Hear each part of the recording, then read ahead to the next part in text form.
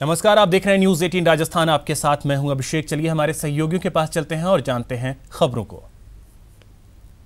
चित्तौड़गढ़ जिले के संसदीय क्षेत्र के कांग्रेस प्रत्याशी गोपाल सिंह शेखावत के समर्थन में आज शहर के गोराबादल स्टेडियम में एक सभा आयोजित की गई, जिसको मुख्यमंत्री अशोक गहलोत, सचिन पायलट सहित अन्य जनप्रतिनिधियों ने संबोधित किया। सर्वप्रथम सवेरे कांग्रेस प्रत्याशी शेखावत ने रिटर्निंग अधिकारी के समक्ष सादगी से अपने प्रस्तावों के साथ नामांकन पत्र दाखिल किया, जिसके बाद सायं गोराबादल स्टेडियम में चुनावी जनसभा आयोजित की गई। सभा को संबोधित करते हुए मुख्यमंत्री गहलोत ने केंद्र और राज्य सरकार को जुमलेबाजी और वादा खिलाफी की सरकार बताते हुए कांग्रेस की सरकार द्वारा किए गए कार्यों को गिनाया।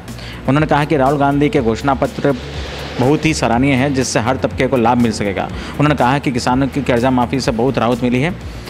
उन्होंने कहा कि लोकतंत्र को मजबूत करने के लिए सोच समझकर मतदान करने का दृढ़ संकल्प लेना होगा। उप मुख्यमंत्री सचिन पायलट ने कहा कि भाजपा सरकार वादा खिलाफी की सरकार है, जो सिर्फ राज्य में रहने के लिए जनता को बरगलाने का काम करती है, जबकि प्रदेश की कांग्रेस सरकार ने अल्प समय में ही जनता को काफ़ी योजनाओं से लाभान्वित किया जा चुका है। टेक्सटाइल सिटी भीलवाड़ा में आज सियासी पारा रहा गर्म।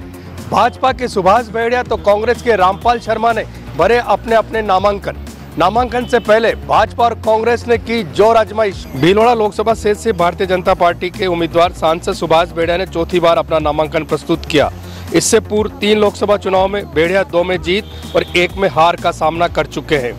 बेड़िया भीलवाड़ा शहर से विधायक भी रह चुके। बेड़िया ने नामांकन से पूर्व दूधाधारी मंदिर से बड़ी संख्या में अपने समर्थकों के साथ एक रैली के रूप में कलेक्ट्री पहुंचे थे। कांग्रेस के उम्मीदवार और कांग्रेस जिलाध्यक्ष रामपाल शर्मा ने भोपाल क्लब में जिले से आए कांग्रेस कार्यकर्ताओं की सभा के बाद जुलूस के रूप में कलेक्ट्रेट पहुंचकर अपना नामांकन प्रस्तुत किया। शर्मा भीलवाड़ा नगर विकास न्यास और सेंट्रल कोऑपरेटिव बैंक के अध्यक्ष भी रह चुके। जहां शर्मा के नामांकन में मांडल के विधायक रामलाल जाट उपस्थित नहीं थे, तो भाजपा के सुभाष बेड़िया के नामांकन में शाहपुरा के विधायक कैलाश मेघवाल भी नजर नहीं आए। उदयपुर लोकसभा सीट के लिए भाजपा प्रत्याशी अर्जुन लाल मीणा ने आज किया नामांकन दाखिल। नामांकन से पहले शहर में निकाली बड़ी रैली, तो वहीं जनसभा का भी हुआ आयोजन। मंच से गुलाबचंद कटारिया ने अर्जुन लाल मीणा को ईमानदारी से काम करने के लिए दिलाई भगवान एकलिंगनाथ की सौगंध। उदयपुर लोकसभा से भाजपा प्रत्याशी अर्जुन लाल मीणा ने आज शहर में नामांकन रैली निकाली। टाउन हॉल से रैली के रूप में भाजपा कार्यकर्ताओं की यह रैली जिला कलेक्ट्री पहुंची, जहां शुभ मुहूर्त में अर्जुन लाल मीणा ने निर्वाचन अधिकारी के सामने नामांकन पत्र दाखिल किया। नामांकन दाखिल करने के बाद बैंक तिराहे पर एक बड़ी सभा का भी आयोजन किया गया। इस जनसभा में मीणा ने अपने 5 साल के विकास के दम पर जनता से वोट मांगने की बात कही, तो वहीं गुलाबचंद कटारिया ने भी कांग्रेस पार्टी पर जमकर निशाना साधा। कटारिया ने भाजपा के पक्ष में मतदान की अपील करते हुए अर्जुन लाल मीणा को जनता के सामने ही ईमानदारी से काम करने का संकल्प दिलाया। राजसमंद लोकसभा क्षेत्र से भाजपा की प्रत्याशी दिया कुमारी ने आज अपना नामांकन पत्र दाखिल करने और पहली आम सभा से पूर्व पुष्टि मार्ग की तृतीय पीठ द्वारिकाधीश मंदिर पहुंचकर धोख लगाई। इस मौके पर मंदिर परंपरा अनुसार उनका समाधान पद्धति से स्वागत किया गया। सीधे द्वारिकाधीश मंदिर पहुंची दिया कुमारी के साथ नागौर के पूर्व सांसद CR चौधरी, स्थानीय विधायक किरण माहेश्वरी, कुंभलगढ़ विधायक सुरेंद्र सिंह राठौड़, अजय सिंह किलक, भाजपा जिला अध्यक्ष वीरेंद्र पुरोहित के अलावा बड़ी संख्या में कार्यकर्ता और पदाधिकारी मौजूद थे। राजभोग झांकी के दर्शनों के बाद तिलकायत गोस्वामी ब्रजेश कुमार जी ने सभी का समाधान करवाया और माला इकलाई प्रसाद भेंट किया। इसके बाद सभी नेता सीधे कलेक्ट्री के लिए रवाना हुए, जहां नियत मुहूर्त में नामांकन भरा गया। उसके बाद पुरानी कलेक्ट्री के बाहर नामांकन सभा आयोजित की गई, जिसमें केंद्रीय मंत्री प्रकाश जावड़ेकर ने भी सभा को संबोधित किया। अपनी परंपरागत सीट से चौथी बार सांसद दुष्यंत सिंह ने भरा अपना नामांकन से पूर्व आराध्य देव के दर्शन कर मांगा जीत का आशीर्वाद, तो रोड शो के जरिए दिखाई ताकत। तो वहीं कांग्रेस प्रत्याशी प्रमोद शर्मा ने भी कांग्रेस नेताओं और समर्थकों के साथ मिनी सचिवालय पहुंचकर किया नामांकन दाखिल। झालावाड़ 12 लोकसभा सीट के भाजपा प्रत्याशी और सांसद दुष्यंत सिंह ने आज अपना नामांकन पत्र दाखिल किया। पूर्व मुख्यमंत्री वसुंधरा राजे के पुत्र दुष्यंत सिंह ने अपनी परंपरागत सीट से चौथी बार अपना नामांकन दाखिल किया। नामांकन से पूर्व दुष्यंत सिंह राड़ी के बालाजी मंदिर में दर्शन करने पहुंचे और फिर से जीत का आशीर्वाद लेकर पत्नी निहारिका सिंह, पार्टी के नेताओं के साथ मिनी सचिवालय पहुंचे और अपना नामांकन पत्र भरा। इसके बाद दुष्यंत सिंह का रोड शो राधा रमन मांगलिक भवन से शुरू होकर सीमेंट रोड, मंगलपुरा होते हुए मूर्ति चौराया, मामा भांजे चौराया होते हुए मिनी सचिवालय पहुंचा। वहीं कांग्रेस की ओर से दुष्यंत सिंह के सामने कांग्रेस प्रत्याशी प्रमोद शर्मा ने झालावाड़ 12 सीट से अपना नामांकन पत्र दाखिल किया। वो पार्टी के नेताओं और समर्थकों के साथ मिनी सचिवालय पहुंचे। राज्य के मुख्य चुनाव आयुक्त आनंद कुमार और एडीजी एमएल लाठर एक दिवसीय दौरे पर भरतपुर पहुंचे। उन्होंने संभागीय आयुक्त कार्यालय में आगामी लोकसभा चुनावों की तैयारियों को लेकर बैठक की। इसके अलावा उन्होंने स्वीप कार्यक्रम में हिस्सा लिया और मतदाता जागरूकता रैली को रवाना किया। बाद में दोनों अधिकारियों ने पत्रकारों से वार्ता करते हुए कहा कि शराब की सभी दुकानों पर सीसीटीवी कैमरे लगवाए जा रहे हैं ताकि शराब लाने और ले जाने वालों पर नजर बनी रहे। उन्होंने बताया कि दुकानदार गोदाम से शराब लाने से पहले संबंधित थाना अधिकारियों को भी सूचना देगा, जिसके निर्देश सभी पुलिस अधिकारियों को दे दिए गए हैं। उन्होंने बताया कि मतदान केंद्रों पर लाइट, छाया, पेयजल व रैंप की व्यवस्था की जाएगी। इसके अलावा पड़ोसी राज्यों की सीमाओं पर कड़ी चौकसी रखने के भी पुलिस अधिकारियों को निर्देश दिए गए हैं। उन्होंने बताया कि अवैध हथियार, अवैध शराब, ब्लैक मनी के खिलाफ पुलिस द्वारा कड़ी कार्रवाई की जाएगी। उन्होंने यह भी बताया कि दिव्यांगों के लिए सभी मतदान केंद्रों पर व्हील चेयर उपलब्ध कराए जाएंगे और चुनाव में गड़बड़ी फैलाने वाले लोगों के खिलाफ निर्वाचन विभाग कड़ी कार्रवाई करेगा। जालोर में आज अभिजीत मुहूर्त में भाजपा व कांग्रेस के प्रत्याशियों ने किया नामांकन पत्र दाखिल। मुख्यमंत्री अशोक गहलोत व भाजपा के प्रदेशाध्यक्ष मदन लाल सैनी सहित कई दिग्गज रहे मौजूद। जालोर सिरोही लोकसभा क्षेत्र से आज भाजपा के देवजी पटेल व कांग्रेस प्रत्याशी रतन देवासी ने अभिजीत मुहूर्त में नामांकन पत्र दाखिल किया। नामांकन पत्र पेश करने के पश्चात दोनों ही पार्टियों की चुनावी सभाएं आयोजित हुई, जहां कांग्रेस प्रत्याशी रतन देवासी की चुनावी सभा को मुख्यमंत्री अशोक गहलोत, उप मुख्यमंत्री सचिन पायलट, प्रदेश प्रभारी अविनाश पांडे, प्रभारी मंत्री भवन सिंह भाटी, वन मंत्री सुखराम विष्णु व कांग्रेस जिलाध्यक्ष डॉक्टर समरजीत सिंह ने संबोधित किया।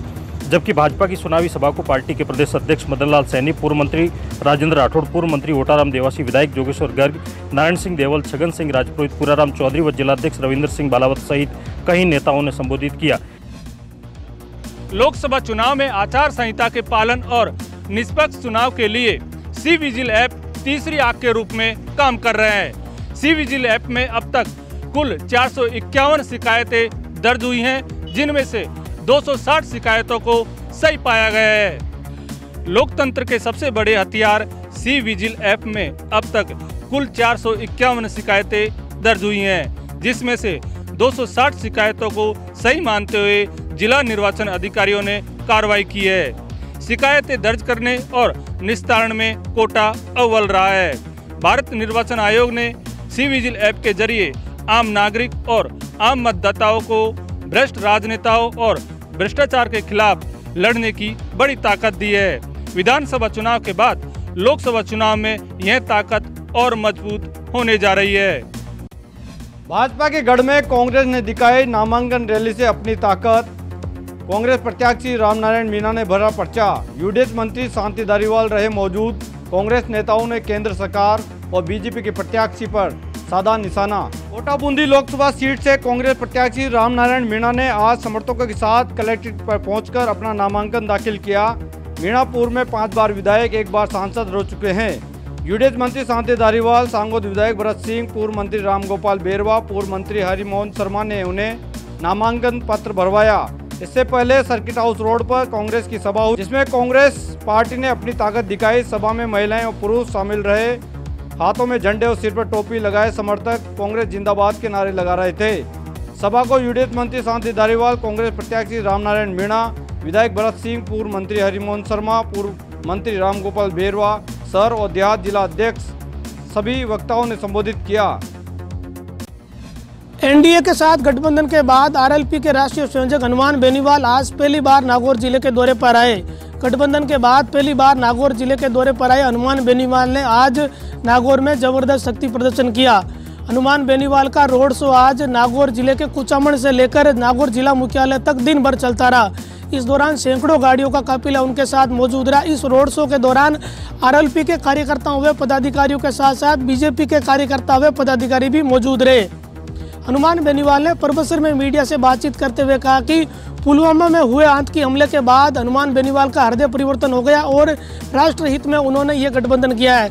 बेनीवाल ने कहा कि नरेंद्र मोदी को देश का फिर से प्रधानमंत्री बनाया जाए, इसके लिए वे गठबंधन में शामिल हुए हैं और मोदी को फिर से प्रधानमंत्री बनाने के लिए वे पुरजोर प्रयास करेंगे। बेनीवाल ने यह भी कहा कि राजस्थान में कहीं भी बीजेपी के प्रत्याशियों को उनके प्रचार की जरूरत पड़ी तो वे वहां पर जरूर जाएंगे और बीजेपी के प्रत्याशियों के समर्थन में प्रचार कर उन्हें जीत दिलवाएंगे। कोचिंग नगरी में डबल सुसाइड से फैली सनसनी, प्रेमी युगल ने ट्रेन के आगे छलांग लगाकर की आत्महत्या। दिल दहलाने वाले इस प्रकरण के बाद खड़े हुए कई बड़े सवाल। टाटदेवी स्टेशन के पास आज युवक युवती के अलग अलग हिस्सों में कटे हुए शव मिलने से हड़कंप मच गया। प्रारंभिक जांच में सामने आया कि ट्रेन के आगे छलांग लगाकर प्रेमी युगल ने आत्महत्या कर ली। मौके पर पहुंची अनंतपुरा थाना पुलिस ने दोनों मृतकों के शव को एमबीएस अस्पताल की मोर्चरी में रखवाया। मृतकों की शिनाख्ती के बाद ही परिजनों की मौजूदगी में दोनों शवों का पोस्टमार्टम किया जाना है। फिलहाल पुलिस को किसी तरह का कोई सुसाइड नोट नहीं मिला। एफएसएल टीम को मौके पर बुलाकर साक्ष्य जुटाने का प्रयास किया गया। फिलहाल अनंतपुरा थाना पुलिस पूरे मामले की जांच में जुटी हुई है। धौलपुर नगर परिषद आयुक्त के साथ हुई मारपीट का मामला शांत होता नजर नहीं आ रहा है। आज जयपुर में सफाई कर्मचारियों ने नगर निगम मुख्यालय पर इस घटना के विरोध में 2 घंटे तक सांकेतिक धरना दिया और कार्य का बहिष्कार भी किया। दोषियों की जल्द से जल्द गिरफ्तारी की मांग भी इस दौरान की गई। दरअसल धौलपुर नगर परिषद के आयुक्त सौरभ जिंदल के साथ धौलपुर के कोर्ट परिसर में वकीलों ने मारपीट कर दी थी और इसी घटना के बाद में नगर निगम के कर्मचारी भी गुस्साए हुए हैं। आज जयपुर नगर निगम मुख्यालय में सफाई कर्मचारी यूनियन, कर्मचारी ट्रेड यूनियन, नगर पालिका फेडरेशन समेत अन्य संस्थाओं की अगुवाई में ये धरना दिया गया। इस दौरान नगर निगम के सफाई कर्मचारियों समेत अन्य कर्मचारी भी मौजूद रहे। इस दौरान मांग की गई कि दोषियों को जल्द से जल्द गिरफ्तार किया जाए। साथ ही चेतावनी भी दी गई कि यदि जल्द ही कर्मचारियों के साथ मारपीट करने वालों को गिरफ्तार नहीं किया गया तो मतदान का बहिष्कार भी नगर निगम के कर्मचारी करेंगे। इस दौरान पिछले दिनों सीवर जेटिंग मशीन पर काम करने वाले कर्मचारियों के साथ हुए हादसे को लेकर भी ज्ञापन दिया गया और साथ में ये भी मांग की गई कि जो कर्मचारी घायल हुए हैं उन्हें जल्द से जल्द मुआवजा भी दिया जाए। झुंझुनू पुलिस ने बड़ी कार्रवाई करते हुए अजय जेतपुरा गैंग के 3 अपराधियों को गिरफ्तार किया। आरोपियों से 2 पिस्टल और 14 कारतूस जब्त किए। वहीं एक डेगार राइफल भी जब्त की है। वहीं आरोपियों ने खुलासा किया है कि अजय जेतपुरा के हत्यारों की हत्या करना चाहते थे। शेखावाटी में एक और गैंगवार होने से पहले झुंझुनू पुलिस ने इसे टाल दिया। जी हां, चूरू जिले के कुख्यात बदमाश अजय जेतपुरा की हत्या के बाद उसके साथी संपत नेहरा और मिंटू मोड़सिया के साथ साथ इनके गुर्गों पर निशाना साधे हुए हैं। इसी क्रम में झुंझुनू के न्यायालय परिसर में इस तरह की गैंगवार करने की प्लानिंग का राजपास झुंझुनू पुलिस ने किया।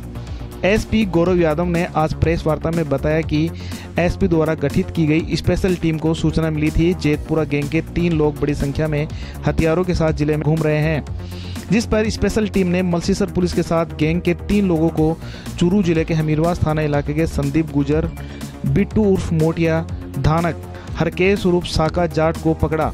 तलाशी ली तो उनके पास से 1 pistol, 1 Doga rifle, double barrel, 1 देसी कट्टा और 14 जिंदा कारतूस मिले। डूंगरपुर जिले की कोतवाली थाना पुलिस ने 2 दिन पहले हुई महिला व्यापारी से लूट की वारदात का खुलासा कर दिया है। मामले में पुलिस ने महिला व्यापारी के पूर्व नौकर सहित 2 लोगों को गिरफ्तार किया है। कोतवाली थाना सीआई चांदमल सिंगारिया ने बताया कि 6 अप्रैल की रात्रि को दुकान से कैश लेकर घर लौट रही एक वृद्ध महिला व्यापारी से स्कूटी सवार 2 बदमाश 20,000 रुपए की लूट करके फरार हो गए थे। मामले में पुलिस ने अनुसंधान करते हुए सोनिया चौक निवासी विशाल जैन और उसके साथी को लूट के आरोप में गिरफ्तार किया है। सीआई सिंगारिया ने बताया कि आरोपी विशाल पहले महिला व्यापारी प्रेमलता जैन की दुकान पर ही काम करता था। इधर पुलिस पूछताछ में आरोपियों ने शहर में एक एएनएम से भी लूट की वारदात को करना कबूल किया है। फिलहाल पुलिस आरोपियों से पूछताछ कर रही है, वहीं और भी वारदातें खुलने की संभावना है। धूल भरी आंधियों और अंधड़ की वजह से राजधानी जयपुर का एयर क्वालिटी इंडेक्स पूरी तरह से गड़बड़ा गया है। आमतौर पर जयपुर में 80 पर एयर क्वालिटी इंडेक्स रहता है, जो बढ़कर के 360 पर पहुंच गया है। मामले को लेकर के पॉल्यूशन कंट्रोल बोर्ड ने एडवाइजरी जारी करते हुए ऐसे लोगों को एहतियात बरतने के लिए कहा है जिन्हें धूल और इस तरह की जो डस्ट पार्टिकल्स हैं उनसे नुकसान होता है। जयपुर के अंदर गर्द गुबार का माहौल चारों तरफ छाया हुआ है, जिस वजह से पूरा शहर एक तरह से गर्द के एक बड़े गुबार में समाया हुआ है। फिलहाल जो एयर क्वालिटी इंडेक्स है वो जयपुर का 361 पर पहुंचा हुआ है। अमूमन ये 80 पर रहता है, लेकिन आज जो आंधी चली है कल रात को और पिछले 2 दिन से जो अंधड़ का दौर जारी है, उसके बाद में 4 गुना ज़्यादा जो है एयर क्वालिटी इंडेक्स गड़बड़ा चुका है। फिलहाल 1-2 दिन ऐसा ही दौर जारी रहेगा, क्योंकि अमूमन अप्रैल के महीने में राजस्थान के अंदर आंधियों का दौर जारी रहता है, जिसकी वजह से डस्ट पार्टिकल्स आबो हवा में बहुत ज़्यादा बढ़ जाते हैं।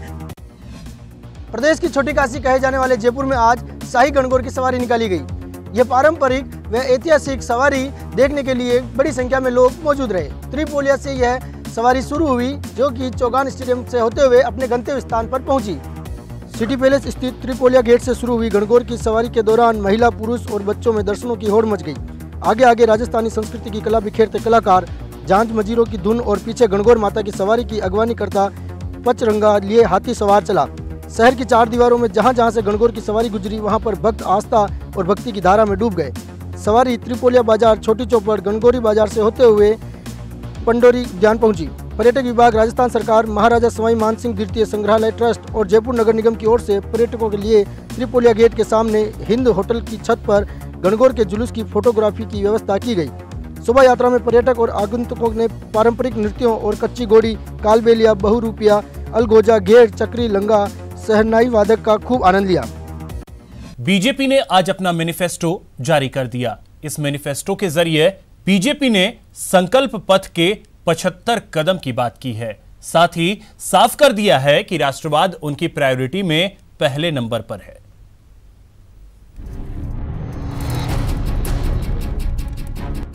वादों और इरादों के 75 निश्चित कदम, इसी संकल्प के साथ बीजेपी ने अपना मैनिफेस्टो जारी किया है। इस मैनिफेस्टो में वो तमाम मुद्दे हैं जिससे बीजेपी की पहचान है, जो बीजेपी का दर्शन है और जो बीजेपी का मंत्र है। राष्ट्रवाद ये हमारी प्रेरणा है, अंत्योदय ये हमारा दर्शन है और सुशासन ये हमारा मंत्र है। अपने मैनिफेस्टो में बीजेपी ने धारा 370 और 35 से हटाने की कोशिशों की बात की है। साथ ही साथ राष्ट्रवाद, आतंकवाद पर zero tolerance, citizen amendment bill, uniform civil code और राम मंदिर निर्माण को लेकर भी रुख साफ किया है कि इन मुद्दों पर वो पीछे हटने को तैयार नहीं है। राष्ट्रवाद के प्रति हमारी पूरी प्रतिबद्धता है। आतंकवाद का जहां तक प्रश्न है, उसके प्रति हमारी जीरो टॉलरेंस की पॉलिसी थी, है और जब तक आतंकवाद समाप्त नहीं होगा तब तक हमारी यह जीरो टॉलरेंस की पॉलिसी आतंकवाद के प्रति रहेगी। सिटीजनशिप अमेंडमेंट बिल को हम संसद के दोनों सदनों से पास कराएंगे और उसे हम लागू करेंगे। यूनिफॉर्म सिविल कोड, इसके प्रति, इसको लागू करने के प्रति हमारी प्रतिबद्धता थी, है, इस काम को करेंगे और हमारा यह प्रयत्न होगा कि जल्दी से जल्दी सौहार्दपूर्ण वातावरण में भव्य राम मंदिर का निर्माण हो जाए। सालों पुराने मुद्दे को बीजेपी ने संकल्प पत्र के जरिए दोहराया है। पीएम मोदी ने इसे सुरक्षा, सुशासन और समृद्धि का पत्र बताया है। ये हमारा संकल्प पत्र, ये सुशासन पत्र भी है।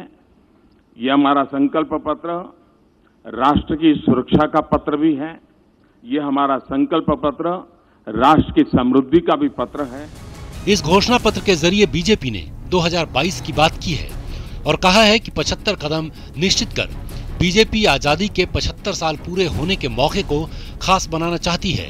75 वर्ष, 75 लक्ष्य ये हमने तय किए हैं। 75 निश्चित कदम हमने तय किए हैं। ये अपने आप में time bound, well defined. BJP के मैनिफेस्टो में लोक लुभावन वायदों की भी भरमार है, जिसमें नए भारत की बुनियाद के लिए सभी किसानों के लिए सालाना 6,000 रुपए की समान निधि के साथ साथ बिजली, पानी, स्वास्थ्य, शिक्षा जैसे मुद्दे शामिल हैं। हाँ, किसानों और व्यापारियों के लिए भी बीजेपी ने खास घोषणाएं की हैं। 1 लाख तक का क्रेडिट कार्ड पर जो लोन मिलता है, उस पर 5 वर्षों के लिए रेट ऑफ इंटरेस्ट 0% होगा, 0%।